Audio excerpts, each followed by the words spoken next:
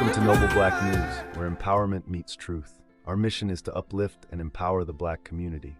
We stand for truth, integrity, and representation. Our stories are your stories, told with pride and passion.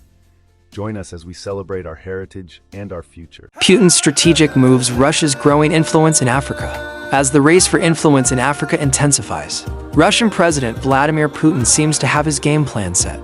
Putin has once again dispatched his top diplomat on a tour of Africa. Russian Foreign Minister Sergey Lavrov made his first stop in Guinea, marking his first visit to the country since 2013.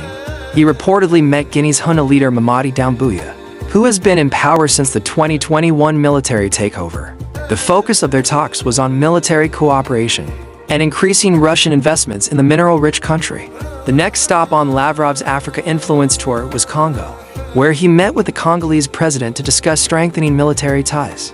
Russia has been training the Congolese military on using, servicing, and repairing Russian-made military equipment. Lavrov's next destinations are not clear, but reports suggest he is expected to visit Chad and Burkina Faso.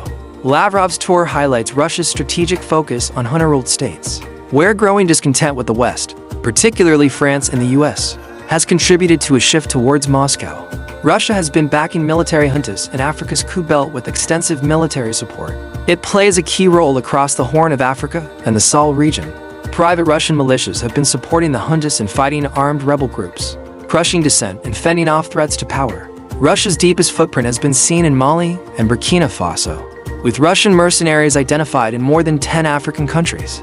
Moscow pursues a combination of military, economic, and diplomatic interest in Africa. Militarily, Russia focuses on weapons trade, being the largest arms supplier to Africa and accounting for nearly half of all the weapons flowing into the continent. Moscow also seeks to expand its operational footprint by signing agreements for new military bases. Economically, Russia aims to access Africa's vast reserves of critical minerals. Accessing valuable natural resources such as gold, diamonds, uranium, and oil remains a top priority for Russia. Diplomatically, Russia wants to push Putin's vision of a multipolar world order based on weakened Western influence.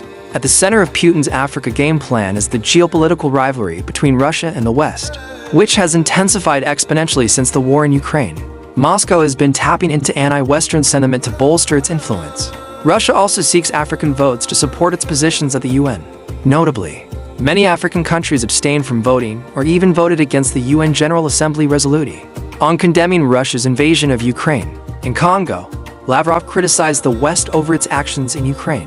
He stated that French military instructors in Ukraine would be legitimate targets for Russia. His Congolese counterpart echoed this sentiment, accusing the West of provoking Russia. Lavrov emphasized that those urging to send troops on the ground do not help the peace process, but instead put humanity at risk of fatal and definitive confrontation. The West accuses Russia of undermining democratic stability and driving conflict on the continent through its mercenaries and disinformation campaigns. It also accuses Russian militias of human rights abuses. Despite these accusations, breaking Russia's growing influence in Africa has become increasingly difficult for the West, partly due to frustrations with the failures of Western interventions. Recently, US President Joe Biden hosted Kenya's President William Ruto at the White House. The US has been using its diplomatic channels and economic push to court African countries. However, whether these efforts will be enough to counter Putin's Africa game plan remains to be seen. Stay tuned to Noble Black News for more updates on this evolving story from Africa. I'm Alyson Grange, bringing you the latest news and newsmakers from Durban, South Africa.